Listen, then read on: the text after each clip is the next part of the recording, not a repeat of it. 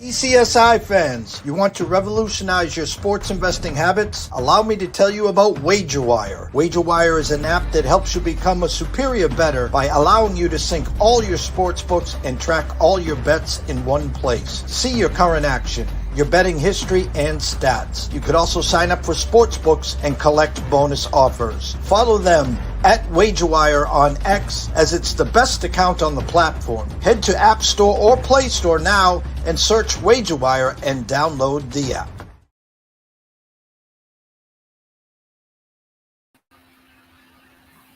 Hey gang, welcome in. It is Friday, man. It's my favorite day to bet these games. It is Friday, the 13th, actually. So hopefully there's some no unlucky, funny business going on out there in the world today. And if there is, well, then we'll just be better than that, right? So, or however that goes.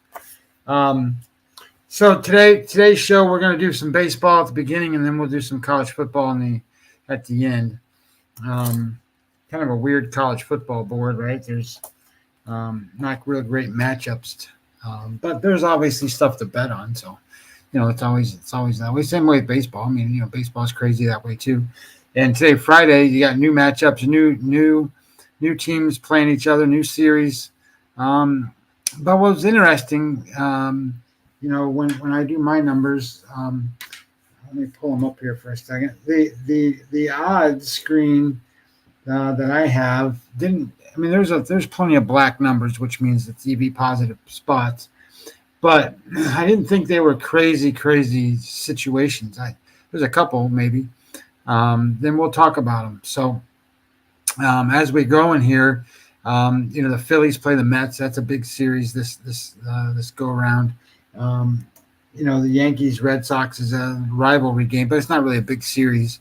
I mean, the Yankees are trying to win, the division and so forth, but they play Baltimore coming up. So, I mean, that series is what's going to do it for them. I think, this Dodger Braves series is a pretty big series for the Braves.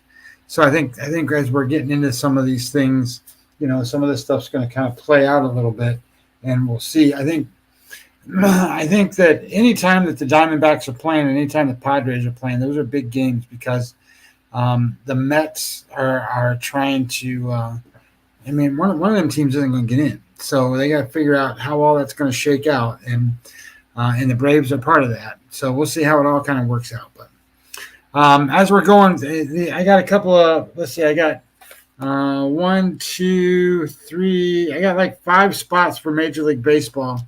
And 3 of them are right at the beginning, so I don't want to spend too much time dilly-dallying. So we'll get into the first spot that I like, and this is going to be the Mets and the Phillies. And I've made a lot of bets on the Phillies this year.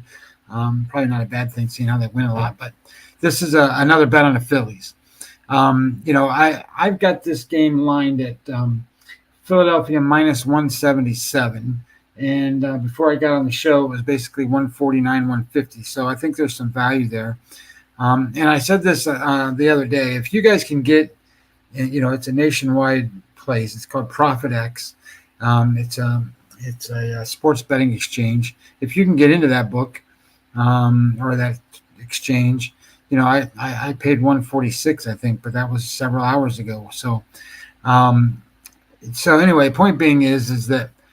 It's hard for me sometimes to give out plays when they're not readily available at certain places. So, but anyway, it's last time I looked, it was 149, and that's a married number between what Bookmaker has and what Circa has. So that should be plenty available. My number was 177, so I'm still okay with that number. So the reason I like this game is several fold. The first thing is in Major League Baseball right now, there's only one team that has a offensive WAR number in double digits, and that's the Arizona Diamondbacks. They're the only ones, and usually there's a handful. Usually there's 3, 4 of them, maybe sometimes 5, but they're the only ones right now. So offensively, there's a lot of teams kind of feeling that late summer blues, if you want to call them that. The dog days of summer, I guess is a good way to say it, right? Struggling through the offense. And when I pull these numbers up and boom, boom, boom, I get them to the right screens here because I got all this stuff all over the place.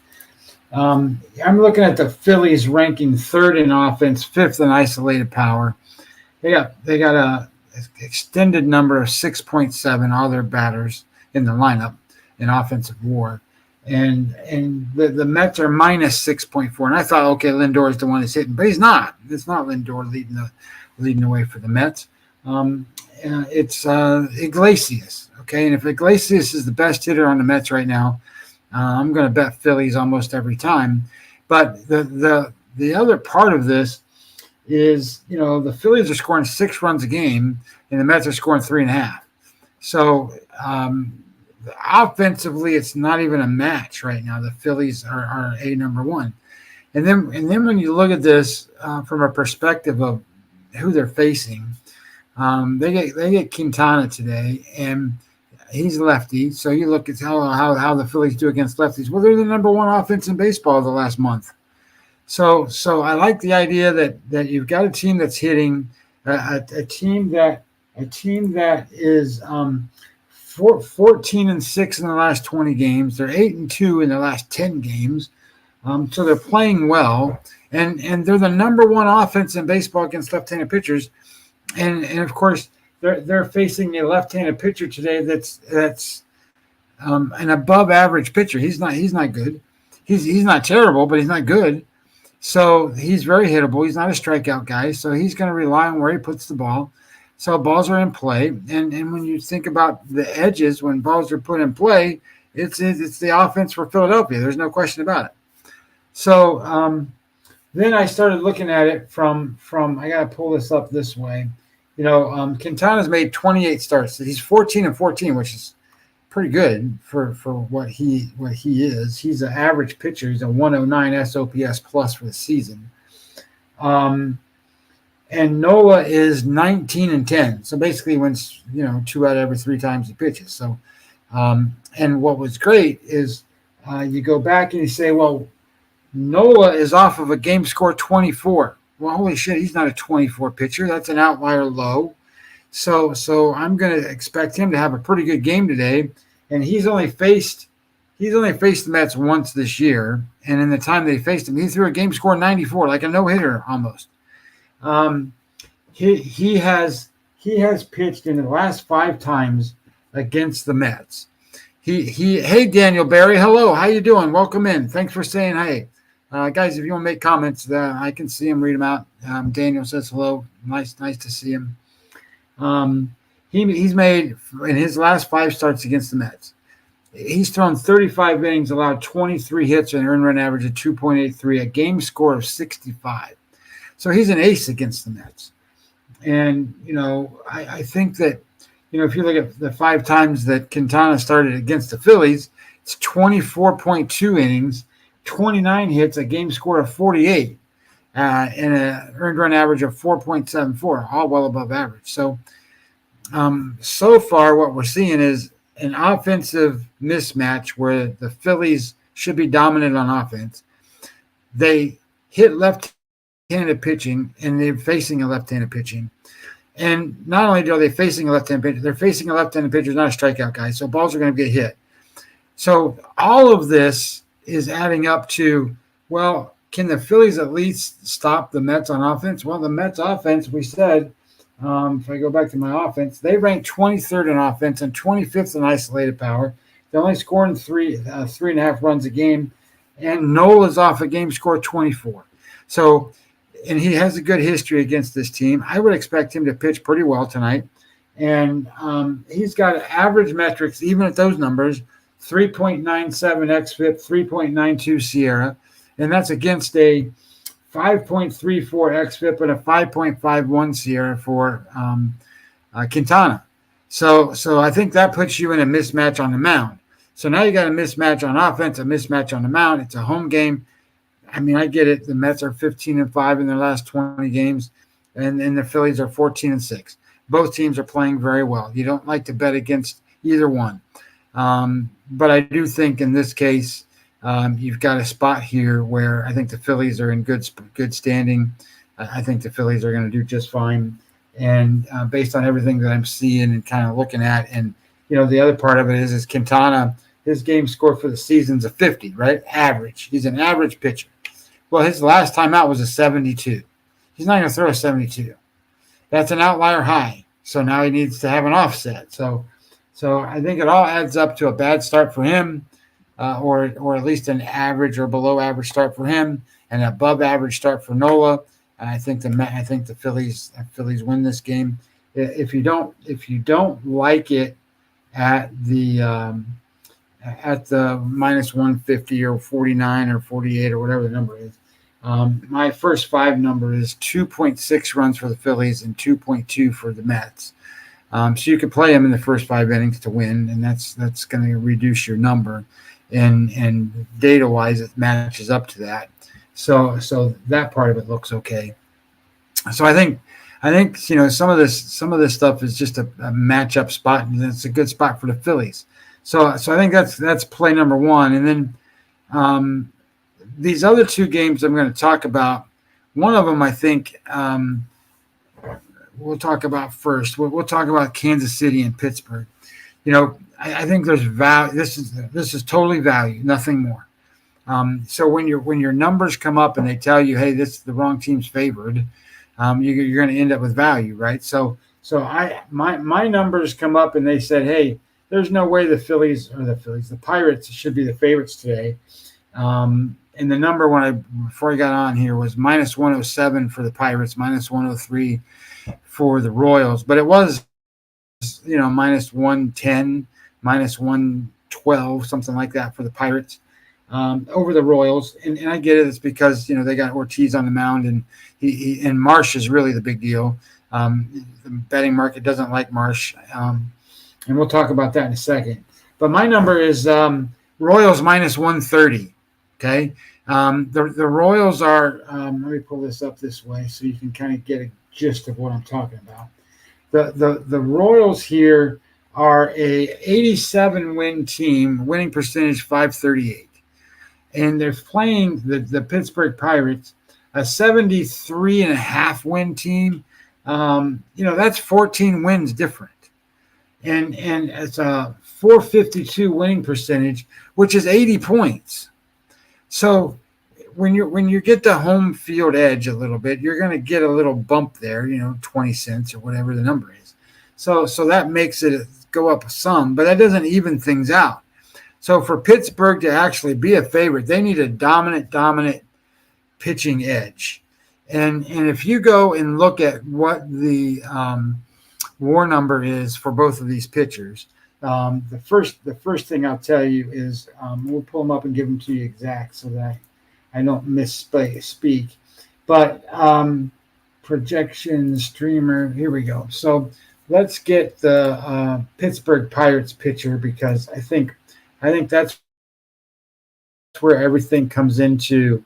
Hey, this is where the misnomer is that he's a really good pitcher. So his WAR number for the season is 1.0. 1.0. So, for example, Mitch Keller is a 2.5. So Mitch Keller then is 2.5 times better than Ortiz over the season. And some of that's going to have to do with the idea, too, that Ortiz hasn't made. Hey, Marty Lowe, how are you? Welcome in. Thanks for being here. So some of that's going to be the idea that he's only made 15 starts. Ready for some football? Yep, we're gonna get into some football here in a little bit. Mitch Keller's a 2.5. Paul Skeens is a 4.1.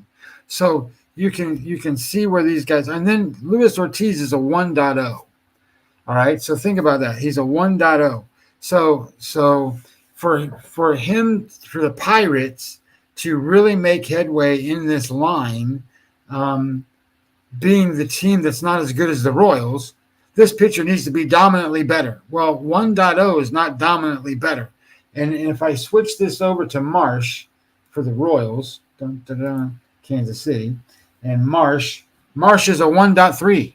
He's a 1.3. So in a lot, and well, some of that has to do with how many games and innings he's pitched. So even if you sit there and go, okay, they're even pitchers, well, that doesn't change the idea that Pittsburgh is the favorite. So okay, so now you have to go and say, well, maybe there's some super dominant edge they have on offense or something, but lines aren't made on offense. That's not how that works. So if I went and I go and I look at the offense and I pull this up, if I can get my numbers right, I keep clicking the wrong stuff. Oh, there we go. And then go to offense. The Pirates are hitting a little bit better, but not dramatically better. They've got one guy out of their whole lineup that's over one WAR, and they got three guys that are pulling away. That's the Pirates, and they are minus 1.8 on the extended WAR number for their batters, and of course, Kansas City has three guys that are doing good, but five guys who are not. So they end up with a minus 4.4. Well, that's not a big difference. So this is so when I tell you that this is all value, what I'm trying to say is there is no way the Royals can't be the favorite in this game. So you have to bet the Royals just on a value play and premise, right? Because if you go back and do too much crazy analysis, the first thing you're going to run into is you're going to go, well, over the course of the season, Marsh is a game score of 49. Okay, 50's average, so he's just a tick below. And you pull up Ortiz, and he's a 56. Oh, he's a much better pitcher, right? So it shows that way. And then over the last 7 days or 7 starts, they're pretty much even. Marsh is a 47, Ortiz is a 49. But oh, hey Matt T, how you doing? It says, hey Scott, how's it going? I bet the Royals at plus 110. How can you not? I mean, it's just a total value play. Now, I will agree with the market in a sense that my opinion is it's a bad spot for Marsh. Marsh threw a 60 the last time out, which is well above what he normally throws. So it's an outlier performance. And Ortiz threw a 42, which is an offset to the other side. So I still can't get over the idea that this is not a spot where the Royals should at least be minus 110, minus 115 in the market. My number said minus 130. So I think the Royals are the right side. And I just hope they hit, right? I mean, that's the idea. I hope they get out there and I hope they hit. So here was one other point that I'd like to make on some of this stuff, right? People go and they go, well, I don't want to bet on this Marsh guy because, he's a game score 49 for the season. He's a below average pitcher. He has made 22 starts for the Kansas City Royals, 22. In those 22 starts, the Royals are 14-8. Okay, well, he's a winning pitcher. I mean, I get it that he's not the best pitcher, but he's a winning pitcher. Ortiz, who people are thinking he's a great pitcher, and he does have good starts every once in a while. He's made 12 starts for the Pirates, 12. They're 5-7 in those starts. He's a losing pitcher. So think of it more simple than getting sometimes all worked into all these data points and all the numbers. Sometimes you're a winning pitcher, but just an average pitcher at best, and that's what Marsh is. And then sometimes, you might be a pretty good pitcher and you just can't win. Kikuchi's that way. And I'll make a comment about Kikuchi, but he's not going to be on the board today to talk about. But did you guys know that since Kikuchi has become a Houston Astro, he's made 7 starts for them, and in those 7 starts, they haven't lost. The Astros, they're 7-0 in all of Kikuchi starts, in every single one that he hasn't lost. And when I looked at the numbers, there's a couple of games in there, several of them that have been 1-run games. And he's been hit a little bit. It's not like he's been out there, been dominant and everything. But it's sometimes, when you move teams and you go play for another team and you get supported and you do stuff and you get out of jams and the other team can hit, the team you went to can hit, the Astros, maybe it saves you a little bit and gets you in these positions. I just thought it was interesting that he's 7-0 and he starts and he plays the Angels. Okay, the Angels can't beat anybody, but he doesn't do good against the Angels. Now that doesn't mean that wouldn't be a reason why I don't bet him, but circumstances happen sometimes that way. He's pitched 5 times against the Angels, 23 innings. Well, they shouldn't say 5 times. In his last 5 times, because that's all I look at. I don't care, what he did 17 years ago. I just want to know what he did in the last couple of starts against them. And 5 times what I look at. 23 innings, 23.1, 42 hits allowed. His game score against the Angels is 33 in those 5 starts, 33. And his earned run average is 9.64. That's not very good. But he's a better pitcher than that. And theoretically, these are spots that the Astros don't get beat by the Angels. So we'll see what happens. I'm not betting that just because it's minus 200 and Kikuchi doesn't do that well. So I didn't want to do a first 5 and I didn't want to do a run line and I didn't want all that stuff. And they're facing Aldeguer. He's only pitched twice. He's pitched 1 good game, 1 bad game. So what are you going to get today? Probably an average of the 2. Which means I think that you would be better off to be on the Astros side, but you're not playing minus 200. So and I thought the number was right. My number matches that number pretty close. So I thought there's the only value that you want to look at then is run line and Kikuchi's not like a guy that doesn't have those big innings against him.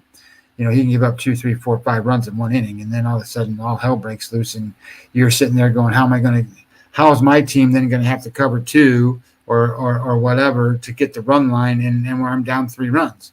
That's the way the Astros and Kikuchi have been playing. But he's 7-0. I just thought it could be an interesting point to talk about.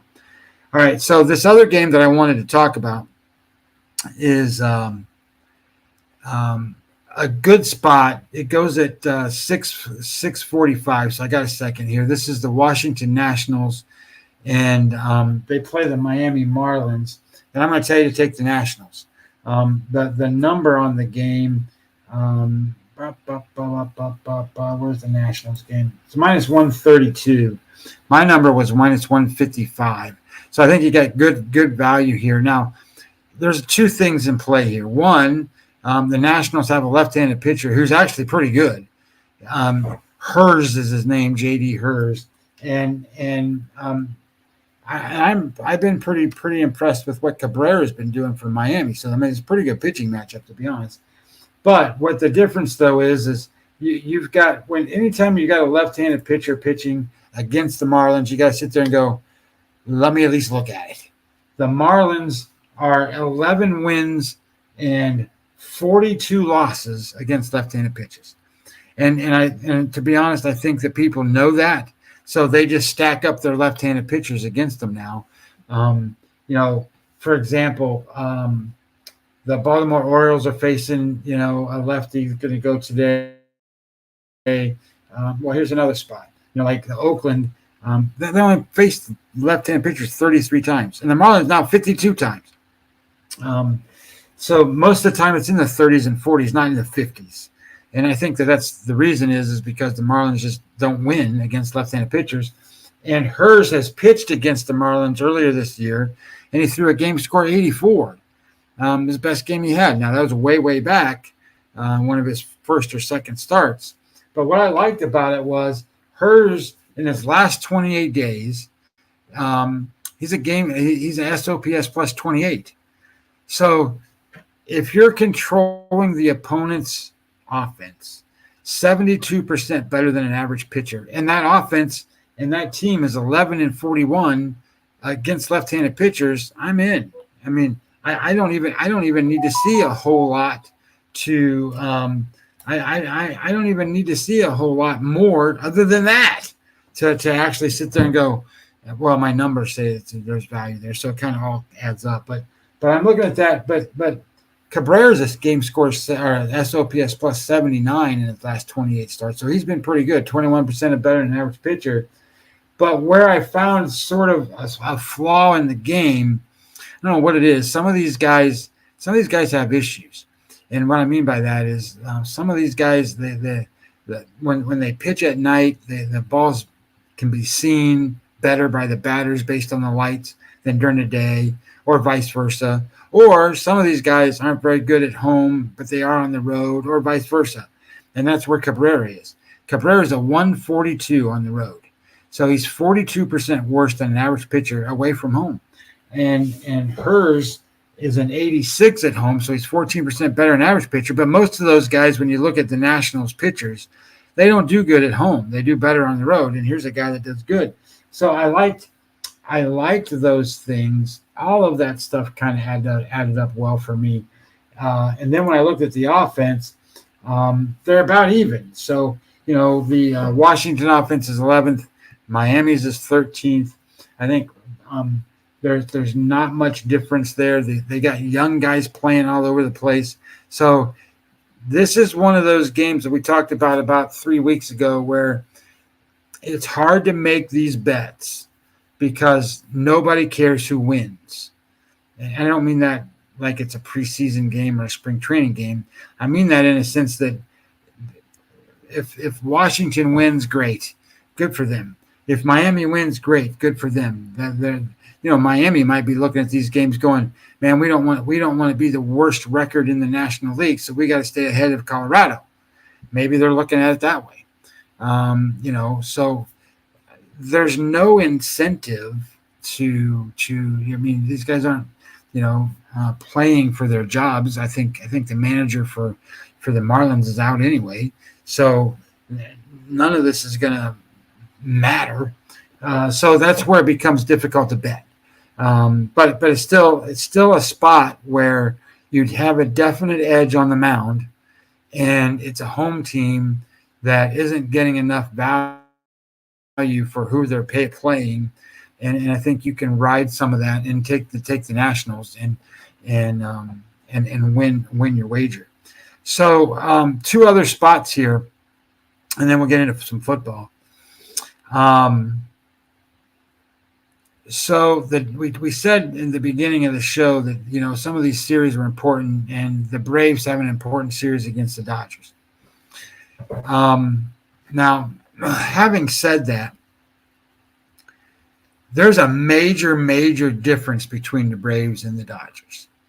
And it's not necessarily that the Dodgers have the greatest pitching in the world, because they don't. It's that the Braves don't have an offense. And this game's like pick 'em. I bet it at Dodgers minus 105, and I bet Dodgers minus 105. I'm going to sneeze, so if I do, hang on a second. But I like Schwellenbach. So I think you got a pretty good pitching matchup where these kids they're going to be pitching between Knack and Schwellenbach, they're going to be totally opposite pitchers. Schwellenbach goes out there and throws 96, 97, throws hard.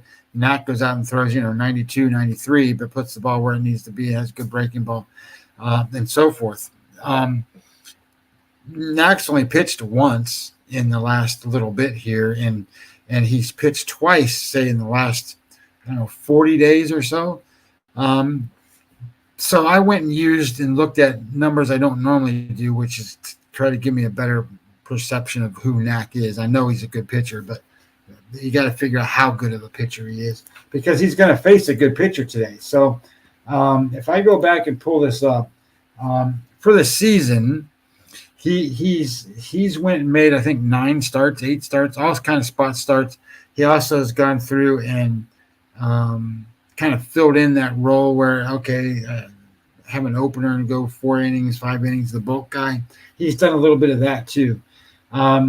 He's got average metrics, 4.1 xFIP, 3.9 Sierra. Those are average, but low end average. They're not terrible. Strikeout rate's 8.87. Again, average numbers on walks. What was interesting is 2 things with Knack. He doesn't give any base hits. His batting average against is 180. Now, remember, I said I went back and looked at it for the full season. I don't normally do that. I'm just trying to get a compilation of his numbers. 180 is his batting average against for the whole time he's pitched. and his whip rate 0.92. He's not allowing one guy on base per inning. So I think that where a lot of people look at this and go, it's Landon Knack. He's a little chubby guy. He goes out there, doesn't throw that hard and all that stuff, and they go, he's not a good pitcher. Shit, this guy can pitch for any team. He's on the Dodgers, so he doesn't get as much credit and respect as maybe what he should deserve. And certainly a young guy, and they're taking care of his arm. His WPA winning percent adage is 0.67 to the good. That's in the top 25% of baseball. Probably barely, but it's in there. Schwellenbach, he's made a lot more starts than that. And so I'm looking at his over the last 30 days. And in the last 30 days, he's a game scored 55, and for the season, he's a 56. So you got a 56 against a 55. Good pitchers. These aren't all-star pitchers. They're just good, solid pitchers, both of them. Schwellenbach's a 10 strikeouts per 9-inning guy. He's a big strikeout guy. But he gives up average 255 batting average against. Whip rate is 126. And his WPA is flat. He's 0.06. So he basically makes as many mistakes as he does good pitches.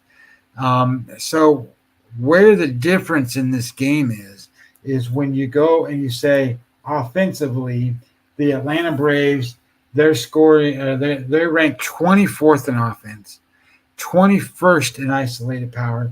They got one guy that's over one WAR on offense, 1.8.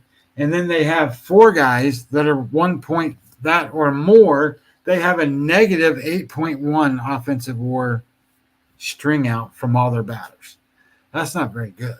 And then the Dodgers have four guys that are over one WAR, three guys that are pulling away, but they're a 9.5 offensive WAR strung out with their hitters. That's because when you start to look at Ohtani and those guys that are really hitting for them, the guy that's from the Cardinals that they just got in the trade, that guy that was not healthy, he's healthy now, and I forget his name, so I'm looking it up real fast.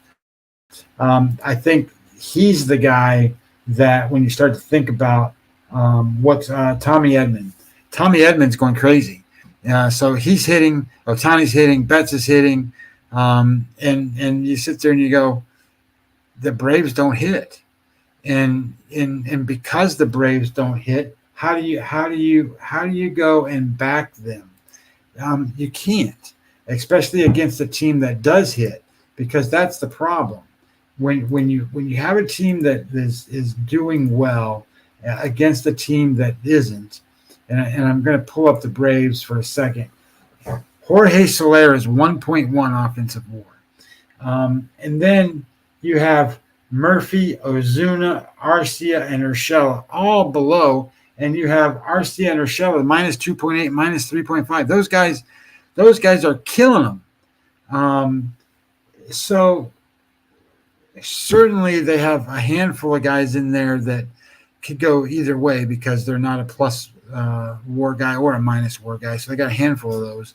But so do the Dodgers. I mean, the Dodgers offensively is where this game, I think, really goes and separates itself.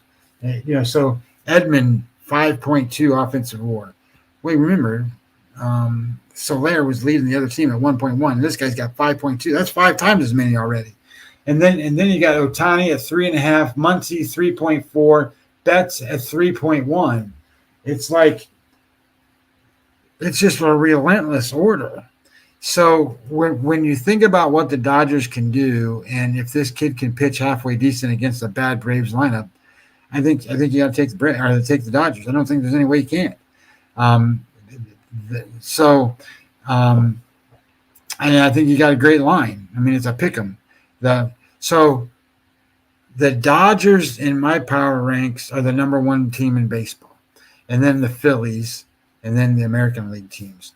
So, Dodgers, Phillies, and then either the Orioles or the Yankees, they kind of bounce back and forth. It's kind of the top 4 teams. And we get the chance today to bet on the Phillies and the Dodgers. So kind of like that. Then the last game I wanted to give you tonight is this is in Minnesota plays. I've got it just written down, Minnesota. Minnesota, I've looked at so much stuff today. They play Cincinnati. That was the deal. This is a big number, and this is Bailey Ober on the mound. But I'm not doing it that way. We're going. My preference is going to be to do this game on the run line -1.5. That's what I want to do. So that's what we're going to give it out as. I don't mind you doing it on the first 5 either. You can do it either way. But because Cincinnati's bullpen hasn't been good, and the Twins are going to face a pitcher that's the weirdest metrics you're going to see. He's a bad pitcher. You're going to see this in a second. But he's made 5 starts. He's 5-0. But he's terrible. So let's go to that game real fast and why I say we should be on the Twins on the run line. And we're going to start with the pitching. So you have Bailey Ober on the mound. He's made 27 starts. He's 15-12. So a little better than average, but he started off really bad. So he's gotten his wins back that he was kind of losing there. He's a SOPS plus 73 in the last 28 days. For the season, he's a 77, so pretty common, pretty good. Aguilar, who's pitching for the Reds, like I said, he's made 5 starts. I was kind of surprised to see he's made that many. I thought it was more like 3 or 4. And he's a SOPS plus 128. So 28% worse than an average pitcher. So now you got a pretty big edge there. So I like that with Ober. That was number 1. Number 2, the Reds against right-handed pitchers. They're not last in the league for the last 30 days, but they're 12% worse than an average offense. That ranks down there with some of the really bad teams. The Pittsburgh Pirates are 11%, for example. The Rays are 17%. The Rockies are 15%, all worse than average. So they're in the bottom, say 26, 27, 28 number. The Reds aren't hitting. And then when you look at it from a different level and you go, well, show me really what are they doing right now, not just for the last month. They got 30th out of 30 teams. You don't want to be 30th out of 30 teams, right? I mean, it's one thing to not be being successful. It's another thing to be dead last. You don't want to be dead last in anything. And they're dead last. They're 30th.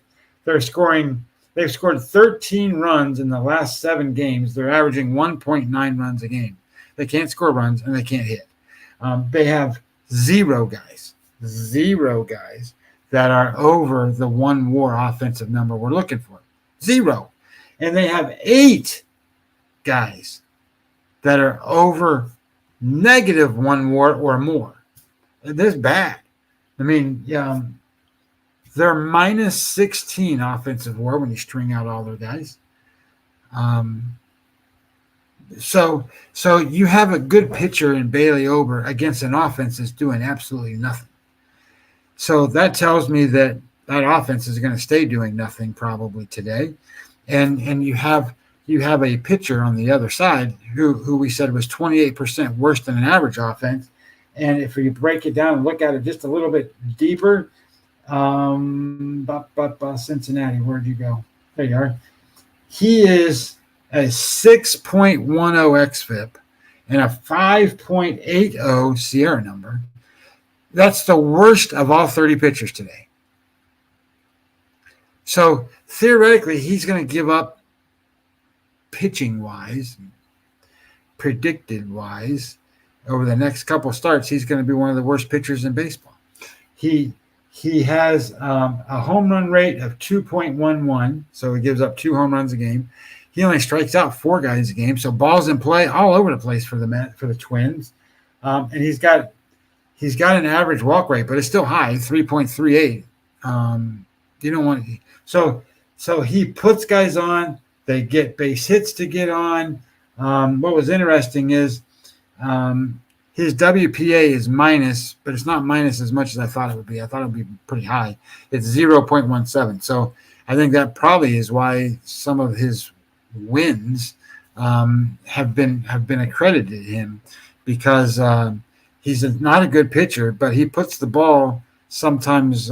He doesn't make as many mistakes as you think, and because he doesn't make as many mistakes as you think, it's kind of a weird spot, right? Where they don't capitalize quite as much. But the Twins at home, they need to win these games, and I've been surprised. This is a team that should be doing better than they are. They need to be winning, and in the last 20 games they're 8-12, and in the last 10 games they're 4-6. But where I liked this game was this guy's very hittable, doesn't strike out anybody, and I think the Twins are going to hit him. And on the other side, Cincinnati's not hitting. As a matter of fact, none of their guys are hitting. So, and you're going to face a good pitcher today. So I think they can shut them down, and I think you can get that gap in the runs that you're looking for. My score predictor on this game, Cincinnati 1.7 runs in the first 5 innings. Cincinnati 2.5. So that covers that number, and it was 5.5 total for the Twins and 4 for the Reds. So I think you can play them either way. That's the way, but you get good money. I mean, it's plus 100 at -1.5 when I looked at it earlier, and it was -138 on the first 5. I don't care which way you play it. I think you can play that game either way, whatever your appetite likes or holds. So, but that was kind of where I was going with these games today on baseball. I gave out Philadelphia Phillies. We talked about the Dodgers. Gave out the Twins on the run line. We did the Nationals and we did the Royals. So let's pivot here to a little bit of football. Last week was a great week for me in football. College football was not quite as good as pro football, but it's still pretty good. I mean, I think I was 6-2 or something like that. I don't remember. I was 10-2 for the weekend or whatever it was for football. But yesterday I didn't do good. I was on Miami, and boy, that was when you bet a team sometimes, and you think certain things are going to happen and they don't happen, and then you look back on what you did and you sit there and you go, I still would bet it that way. It was so in the NFL and in college, right? You're looking at matchups and the availability of teams to exploit some of those matchups, and you have a pretty explosive offense. I had the feeling that A-Chain was going to play for the Dolphins. I'm not going to spend too much time on this, but so I didn't think they were going to have too much of a running back issue. And if you think about it, you got to remember back to what the 49ers did with their backup running back, goes for 150 yards, and carried the ball 28 times. Look, running backs are way more interchangeable than you think they are. So when a running back is out, it's not the be-all, end-all thing of the world. It's quarterbacks, quarterbacks, and cluster injuries. So that was what was going on there with Buffalo. Buffalo came into this game missing one of their defensive linemen. They missed a linebacker. And the previous game, and it's their best cover guy was hurt. So they've got a defense that when they played Arizona and what I call a catch and release. So what that means is they did a lot of zone coverage, a lot of we're gonna give up some yards, but at the same time we're not gonna give up the big plays. So we're just gonna catch and release. You can move the ball, and so much so that Arizona took off to a great big lead. And what was interesting in that particular game, Buffalo didn't change their game plan. That they knew where their advantage was the offensive line, and they just ran the ball all over Arizona. So over the course of that time, Arizona made a couple mistakes, and Buffalo just kept running them, and they won the game. In this game, I didn't expect that to be the case. I thought Miami was they gained over 400 yards against a pretty good Jacksonville defense, which is an upgrade from what they did a year ago. And then secondly, they were sloppy, I guess is a good way. Another way to say it, you're going to hear me say buttoned up and unbuttoned up, right? Which just means that they're either tight, that they look precise, that the guys are running the right routes, the communications are good. And Miami didn't look that way in the game against Jacksonville. They still gained over 400 yards. So I'm sitting here going, the matchup works for Miami. And I know everybody and their brother does all these trends, right? And they go look at all this stuff that says, well, Miami's 10-2 against Buffalo's 10-2 against. Look, circumstances get created, and certainly there's sometimes things that have a rhyme and reason to them. But a trend is just a trend, and I never look at it. I don't buy into all of that stuff, and I did. I mean, I'm just turned 57 years old. I started doing this stuff when I was in my 20s. In my 20s, I didn't know how to handicap the game, so I looked at all kinds of trends, and I'm betting all kinds of stuff just based on trends, based on circumstances and situations, and that's not how you do it. I get it that so football's about this. You got to have a good number. You can't bet a bad number. And you need to have an understanding of what the matchups look like to support that number that you want to bet. That's how football is. So there's a game college-wise tonight. You can't play it anymore. I gave it out 2 or 3 days ago. It's Kansas. I bet on Kansas tonight. I got 6.5. I know the number's 9. So you got to get ahead of some of these things. So the games that I've bet so far, and you can still bet some of this stuff. First thing that I want to tell you guys is I bet Florida State again. There's too big of an adjustment here. Florida State is not nearly as good as what was anticipated. They're not a top 10 team like everybody thought they were. They lost too much talent. But in this particular case, they play Memphis, and Memphis isn't a great team.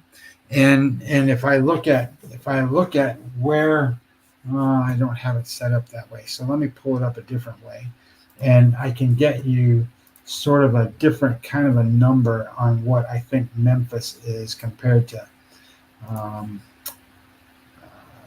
maybe like a power rank or what, to where they are as a team. That's the NFL. College football. Here we go. So if I look at this and I pull this up, and I pull them up by school instead of just overall number. Let's go. So Memphis. So somewhere in the 38 to 40 range. And, maybe you sit there and go, well, Florida State maybe should be in that same spot too. But, Florida State's still in the, like 20th, not 10th. So that's still a pretty big gap. And you still have an ACC team with great talent against an AAC team that probably isn't even expected to win that division. And I don't know if I've got yeah. So I would tell you that I see this game as more than a touchdown that Florida State can win this game by. And the bigger point is they get the break from getting beat up by Boston College. Obviously, Georgia Tech beats them. And then they get a break. So they get a week off, and now they get to play again this week. So they get to reset. And I think you're going to see a little different team. and I don't know about different team as much as different play calling, different utilization of their quarterback, different utilization of the line, because they're supposed to be one of the best offensive lines in the country. Of course, obviously they haven't been, and their defense is supposed to be really good too, and they haven't been either. So I think you're going to see adjustments. So I think this is a good spot to back Florida State. And the numbers right. Anything under 7, I think you need to be on Florida State, because if I go back and do this one other way, close that and do this a different way. We're going to go click this off for a second, and we're going to go here. And if I went and I said, let's go to this game, and we talk about Florida State, and I'm trying to pull up my thing here. Here we go. So Florida State against Memphis is about 11.5. That's what the true number should be. And we're looking at less than 7. So that's where you go and say, hey, that's a bet. The numbers match up. I think it's good, right? So I would have given this play out. I was just giving you a little in-depth stories behind it. Central Michigan plays, and they haven't been very good. But Central Michigan plays Illinois. Illinois just came off an upset win against Kansas, who I just bet on. And if I go to my numbers and looking at some of those things, Central Michigan and Illinois, we're looking at a 20-point favorite in Illinois. And you get two things in college football. You get a what have you done for me last, that is Illinois winning this game as a home dog and an upset win. So you've seen Illinois play. Oh, my God, they must be really good. Well, they're not really good. That's number one. Number two, this number should be more like 17. And it's over 20. It's 20 and a half you can get. So when you're in these spots, the key number of 17, and then it goes to 20 or 20 and a half, even if you can get 20 and a half, that's where you kind of want to be. And you want to go, I'm getting basically 3 touchdowns to beat me. And this is an Illinois team that doesn't score any points. So I like the idea that, you know, you're going to have a team in Central Michigan hang around. They're a MAC team, muddy it up a little bit, and hang in there with the 20 points. So I like that play. And then I bet today a couple of games. One of these games is Washington State. So a good way to say this is Washington. Nobody's been watching them. Nobody's been paying attention to them. They've been probably paying more attention to Washington State, to be honest, because Washington State's been a little flashy in terms of points and numbers and different things. This game opened at 4, and it kind of got bet up a little bit, and I was waiting on it to get back down. Never did come back down. And the goal here is to bet Washington at anything lower than a 6. So I bet it today at 5.5 because it's Friday. Then tomorrow there's going to be money coming in unless some release company goes out and says, hey, you know, take Washington State or something. I think it would probably creep up. So 6 is not this great big key number it used to be, but I still want to beat that 6. So I took Washington minus 5.5. And the reasoning behind this is when you go in and I'm going to pull up some sabermetric there we go, some sabermetrics for you in regards to college football. And where is this game? I got to find it because I got all the games out here. And what I'm looking at, just so that you guys get an idea, it's called College Football Insiders. And if you click the schedule on College Football Insiders, it's going to pull up every game. And then it says matchup preview. And then you just go click the matchup preview, because I used to do this manually. I'm like, oh my God, this is great. I can just go here and look at this stuff.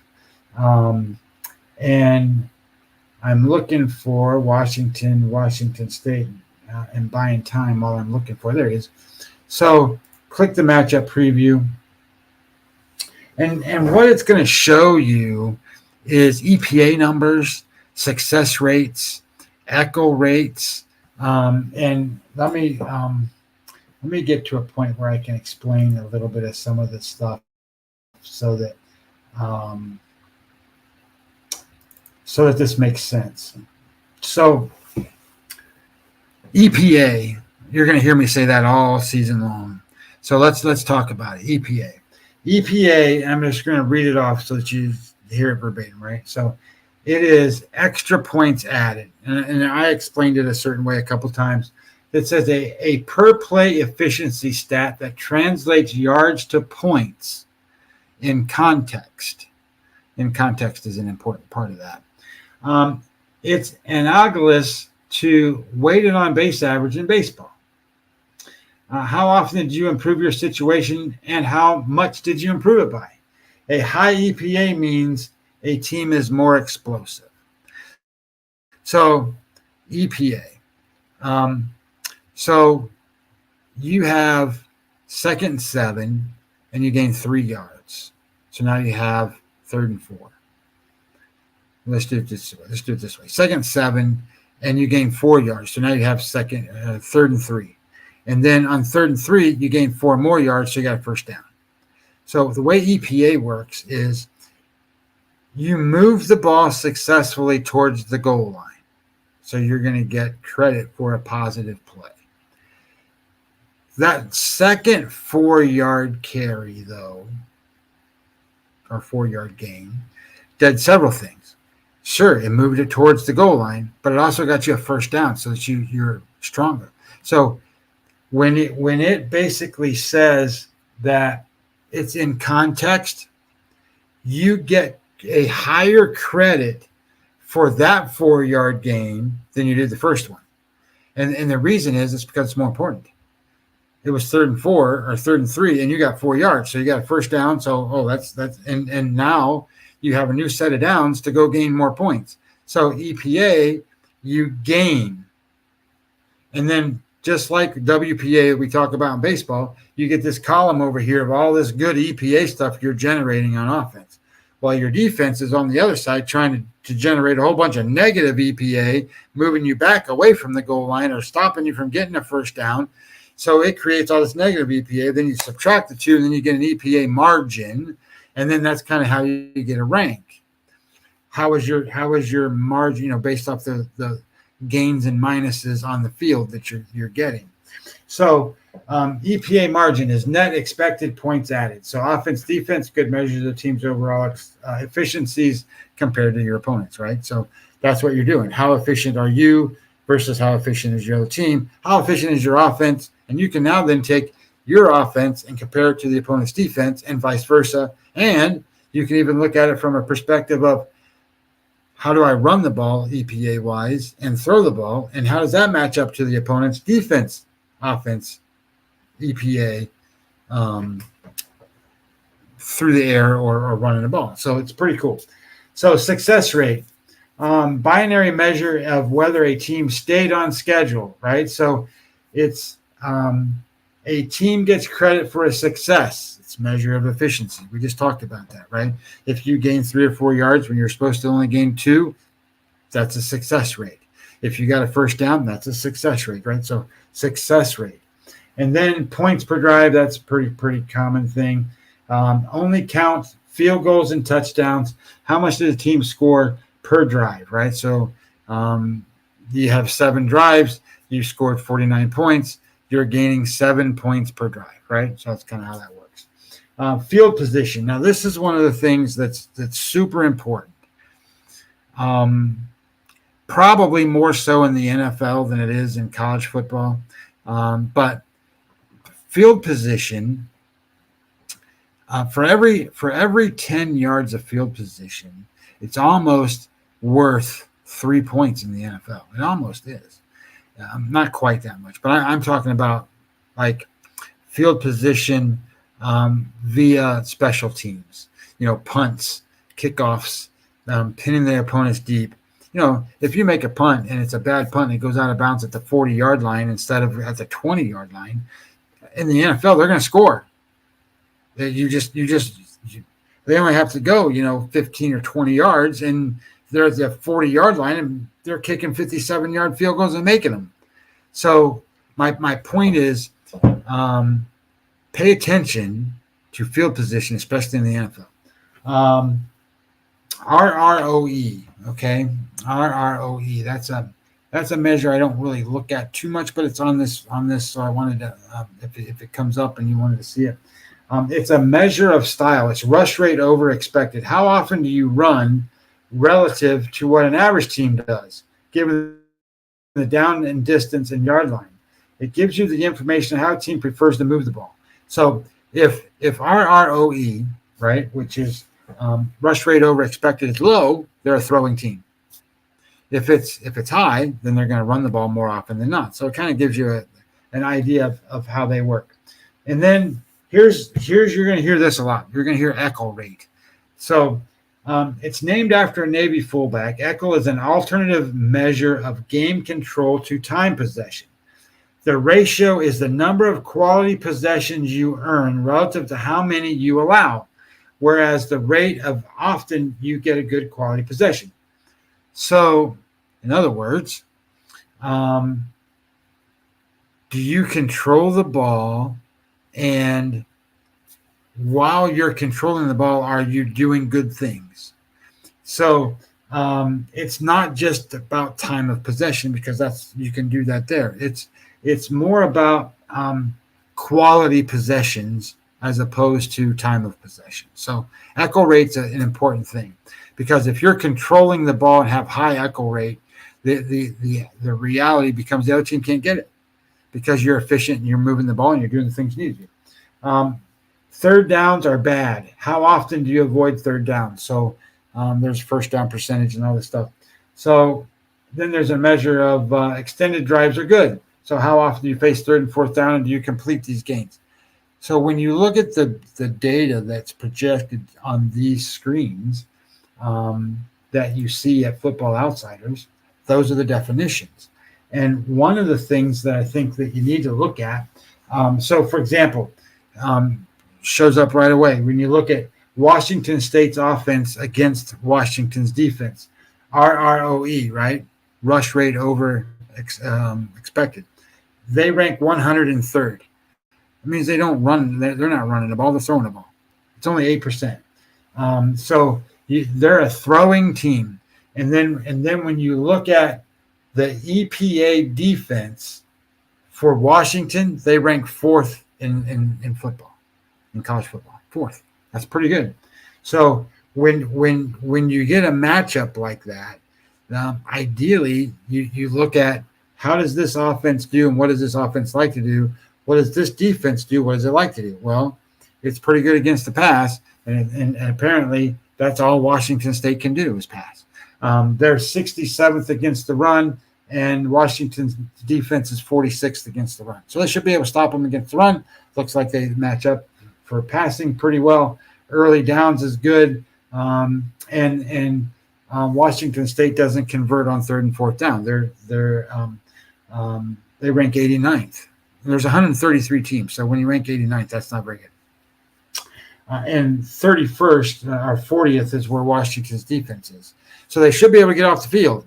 So that should give Washington's offense the opportunity to do some good things. Washington is 4th in passing offense. That's pretty good. EPA per dropback, they rank 4th, and the defense ranks 43rd, and the echo rate, is middle of the pack. So here you go. You've got an opportunity for Washington to control the ball and move the ball. Early down success is very good, and they stay on the field. They convert first downs. So it looks like, based off of what you see, the way the game should flow based off of just a couple games and a couple data points, Washington's got a pretty good spot here, which is where I was going with this to say, if you can get Washington at below 6, the reality becomes that's a good number, because what you're looking at is a team that maybe statistically scoring wise, or maybe whatever you're looking at wise, doesn't jump out at you. But if you break down the numbers and you look at the game, I think you'll see some of this stuff kind of start jumping out at you a little differently. Another game that I wanted to talk about, because it's got a little bigger spread. I got to find it on here, and then we can talk about it. These, I wish these were in some kind of an order. Maybe they are, and I just don't know what the order is. So I'm sitting here looking for all these games on here, and I'm looking for this Air Force and Baylor game is what I'm looking for, and these should be early games. Oh, maybe that's how they're doing it. Maybe they're doing it by start time. That would be helpful if I could figure that part of it out. And where are this game? Because I wanted to tell you, I bet Baylor today. Baylor is minus 16.5. And I bet Baylor at 16.5 because power ranking numbers tell me to do that. And then secondly, this is probably one of the worst Air Force teams I've ever seen. They've had their kids graduate. Normally they got guys right in there to go, but they just don't. So if you look at Air Force, and Air Force should be a dominant running team, and it should show you all of those things as a dominant running team. And they should just run and run and run and run and run. But EPA per rush, they ranked 98th at 133 schools, Air Force. That's not very good. And obviously, they can't pass. So they're going to run, and if they can't run, that creates a problem. So you throw that out there that they've had a halfway decent defense, but they haven't played anybody yet. So now they get Baylor, and I think Baylor is a team that's theoretically going to go out there and win this game by three touchdowns. That's a big number, 16.5, but 17 is the key number. So anything under 17, I think, is good there. So one of the spots that I missed, and maybe we can get it on Saturday. We'll just have to see what the numbers come up as. I want to bet Boston College. I didn't bet it. I want to bet Boston College. It was 16.5. I was waiting on 17. Well, a service released a play on it, and it went down to 14.5. This is against Missouri, and I just think that the way that Boston College runs the football, big offensive line, big plotting team, they're going to be able to hold the ball long enough and substantiate enough offense to stay in the game within the point of 17 points. I'm not liking it when it fell below the 17. I was going to take it at 16.5, but it's now 14.5. Isn't that still the same number as what it is now? Today's games. I bring these back over here, and we go to that. And I was just looking at some of the baseball scores. We gave out the Royals. They had 6-0 in the first inning, and we gave out the Washington Nationals. They had 2-0. So good starts. The Dodgers game just started. No score in the Philly game, and St. Louis has had 2-0, which I didn't play that one. But I wanted to go. Oh, Kansas has had 7-0. That's good. But I wanted to go to see where that number is right now on Boston College, because I think it's 14.5. And if it's there, it is. Consensus number is 14.5. Looks like you could still get a 15 if you're at Heritage or somewhere. But 14.5 looks like the prevailing number. It's probably going to get to 14 because people are betting on Boston College. So this is where you have to sit there and make your decision. How much different is 14.5 and 16.5? Well, the key number is 17 and 14. It's not 16.5 or 14.5. So really, there's not a whole lot of difference between 14.5 and 16.5. There's a big difference between 14 and 17. Well, I was trying to get 17. It's 16.5. I don't like to follow the market this way. The game opened at 15.5.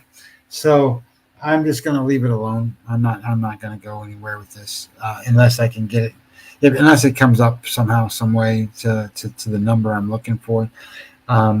So a couple of other spots I thought are interesting that I'm waiting on numbers for, just so you guys can see. I think Texas Tech is a good spot. I know Texas Tech's had some issues and they got some starters out this week. But Texas Tech is playing North Texas. The number's 10. I need it to be under 10. And I think power rating wise tells you that, the Texas Tech should win by 11, 12, 13 points. So, there's their key number again, and they're at home. So I'm waiting on that number. Maybe it comes, maybe it doesn't. But I think they're in a spot where they can beat North Texas. North Texas not that great of a football team. And not that Texas Tech is a great team, don't get me wrong. But I think that there's just a talent differentiation there. And Texas Tech is in a spot where they need to win. And that's an important thing in college football. College football is about what does this roster look like compared to the other team's roster? Because a lot of times the kids just don't match up. So that's a spot I'm looking for. Florida, I think, might be gone at this point. Florida, it's 3.5 at some places, 4 in others. If you're not getting 4.5 in that game, you don't want to bet it. You need 4.5. And the reason I tell you that is because once it was available at 4.5, and you didn't bet it at 4.5, or you didn't bet it at 4, which there's still some places that have it at 4. A lot of places are 3.5 now. But if you want Florida, you've got to bet them at 4.5 or 4. I didn't bet it. I think there's value in Florida at the 4 and 4.5. The problem that I run into is I don't know who's going to be the quarterback. I think Mertz is going to play some, but I also heard Lagway was going to play. And I don't like two quarterback games. I don't like all that stuff. I think it gets convoluted and confusing. But from what I've seen from Texas A&M, I don't like them either. So I don't like their quarterback, Wegman. I thought they played they played Notre Dame, and I thought, okay, well, I was on Texas A&M to beat Notre Dame, and it didn't happen. And think about that.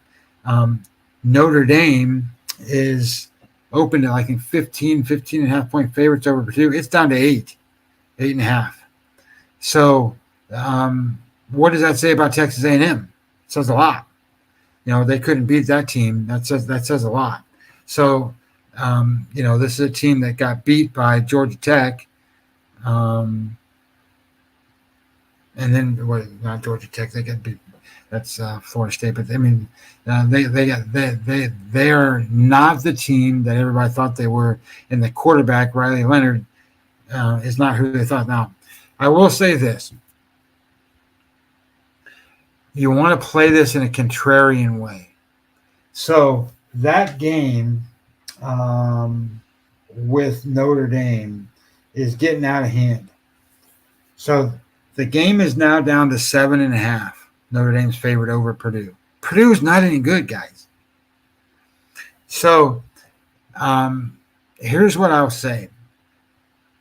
There's a rumor that Riley Leonard's not going to play.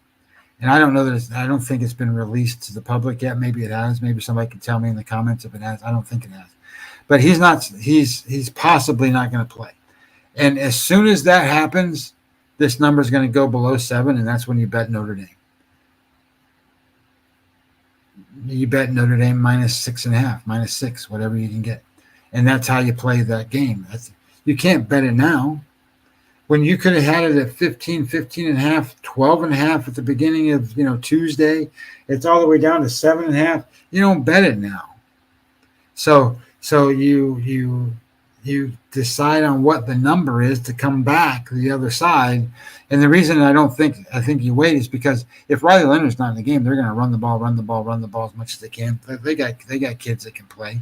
So I think Riley Leonard isn't like this great big deal that's done anything for Notre Dame. So I think that's a good spot. And here's an interesting one that I'm waiting for. I don't know what's going to happen. I'm hoping it happens. Look, a lot of people like Indiana, think Indiana's this great team and all that stuff because they scored some points against the FCS teams and all that stuff. They're not very good. And UCLA's not very good either. Don't get me wrong. But UCLA is better than Indiana. And as it is right now, Indiana is an away favorite at UCLA. It's +3. If I have to play it at +3, I probably will. But I think by kickoff, it might get to 3.5. I'm going to be all over UCLA +3.5. I know that's the craziest thing you might have heard, but that's what I'm going to be on. I'm going to be on UCLA plus the 3.5.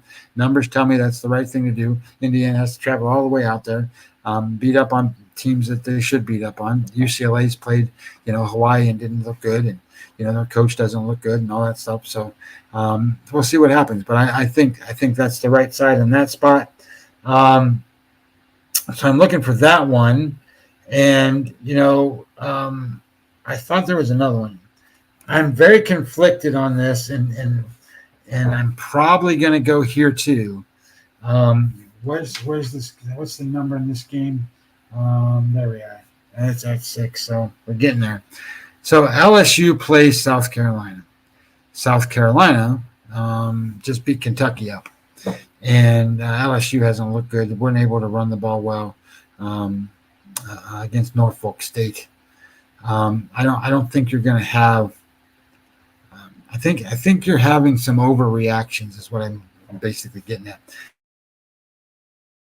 I think people are taking South Carolina too far to saying how good they are, and discrediting in this case LSU. And I think you can see that on several of these games. And I'm waiting for this number. Like 6 is not the biggest key number, but it's on 6. If I can get LSU -5.5, I'm going to play LSU -5.5. That number I think opened up much higher than that. LSU. Where'd you go? I just had you just a second ago. LSU, there it is. I lit it up. It was -7.5 at one time.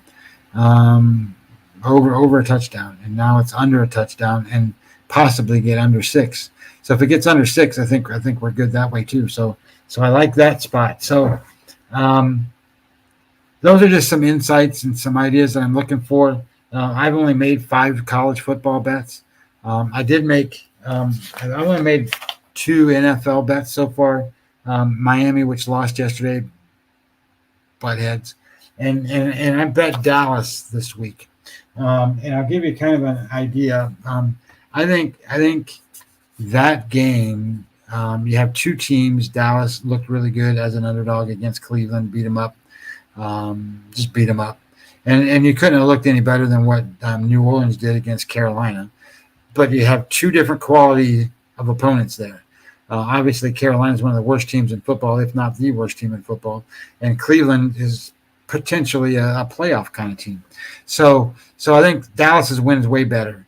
And then the second part of this is Dallas at home with the ability to rush the passer and the problems that Derek Carr has being blitzed and being under pressure. He wasn't last week. He was perfect last week. He's not going to have that this week. I think you're going to see a much different game, a much different team from New Orleans. I don't think you're going to see a whole lot of difference from Dallas. I think Dallas is. I don't know that Dallas did a whole lot of stuff, in that game to separate themselves, but from anything different than what they are. And nobody's talking about Dallas, right? Everybody's talking about the Eagles. So I think this is a good spot to be on Dallas. So I bet Dallas -6. And a couple of spots I'm looking for and what I'm trying to get in on for this weekend. Let me switch these from college to pro, NFL, and see where we are on these numbers. So Jacksonville is in a spot where they play. They play at home against Cleveland. Jacksonville got beat by Miami, and they gave up 400 yards. But their defense actually looked a lot better, and they gave up some fluky plays. I mean, there was 2 or 3 80 yards, 50-yard plus plays against them. And look, Cleveland's got a lot going on.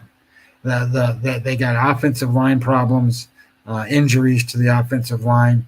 They've got a quarterback who got sued again for sexual harassment again. They've got issues with Cleveland. A lot of stuff interchangeable, all this kind of stuff going on. So I think this is a good spot for Jacksonville. I like Jacksonville minus the 3 here against Cleveland. But there's no need for me to run out and bet it at 3 right this second. It was 2, went to 3. It doesn't look like it's going to 3.5, but maybe it falls to 2.5. And that's what I'm waiting on. We'll see. See if it falls back a little bit. I'm probably going to be a little bit contrarian to what a lot of people are betting. But, I'm not opposed to Seattle coming all the way across the country and playing New England and beating New England. I think a lot of people think, okay, well, New England beat Cincinnati. Well, they did. They played pretty good defense. But I think Seattle's going to have a good defense. I don't think Jacoby Brissett had to do hardly anything in that game. I think it was a lot of mistakes Cincinnati made, a lot of field position advantage for New England. I don't think you're going to have that necessarily this way. And I think it's early in the season enough that obviously the weather's not going to be an issue. It's not going to be that much of a concern. I think Seattle, I think is the right way to go. The only thing I want to make sure is Kenneth Walker, the running back for Seattle, has to play. If he doesn't play, then I might not play that game. So I'm just looking at my notes.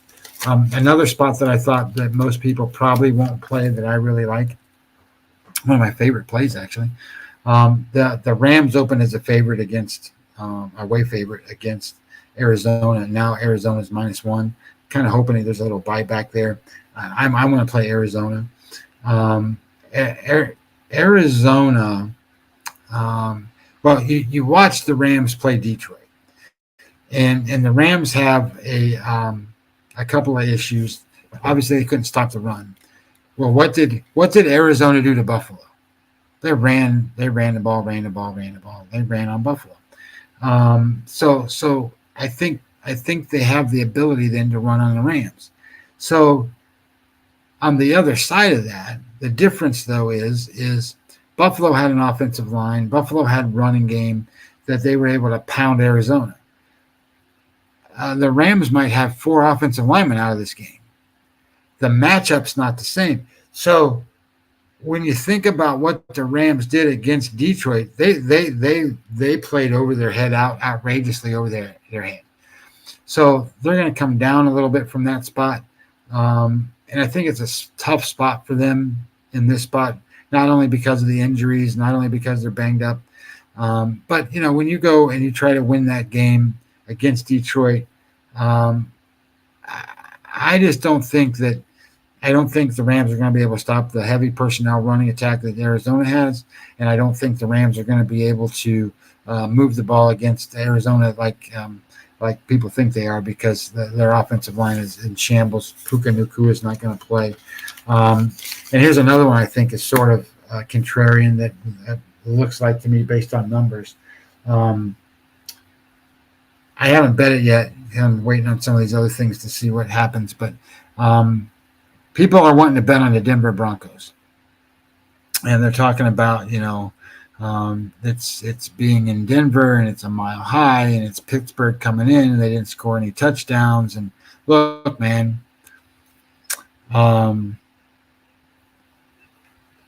Pittsburgh is going to be playing defense against Bo Nix.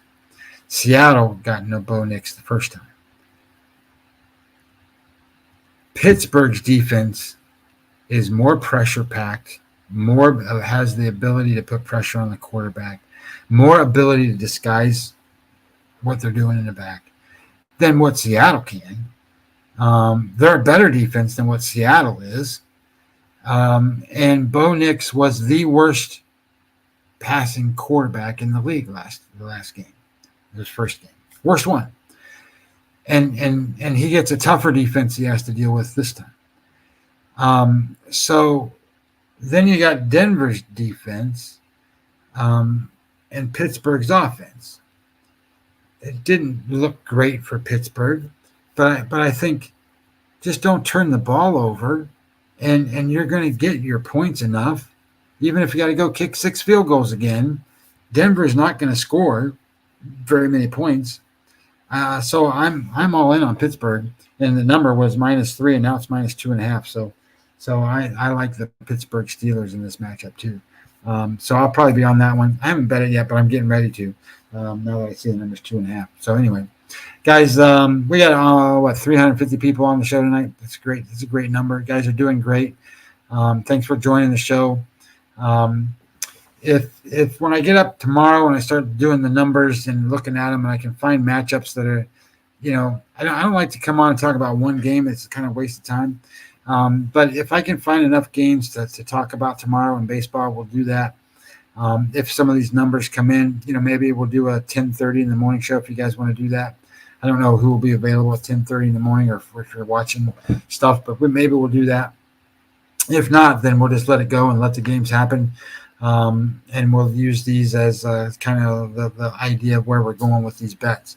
So I know that some of them are kind of loose-ended, but you get an idea of what numbers I'm looking for and kind of what games I'm looking at trying to bet here.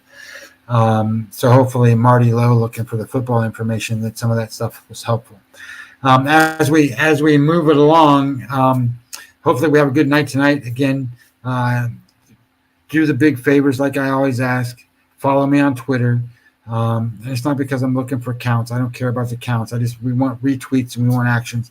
I watched some of these other guys. They were talking about, we had 500 people on live and we only had 100 likes. And I'm sitting here going, man, we need 100 likes just to help get this stuff going, right? Because when you do that, that changes the algorithm of these things and it puts you in more prominent positions. So the stuff gets out and more people see it. And as more people see it, it gets to grow. And, we had 1,200 people on here 2 or 3 nights ago. So the point being is we're growing, we're doing great things.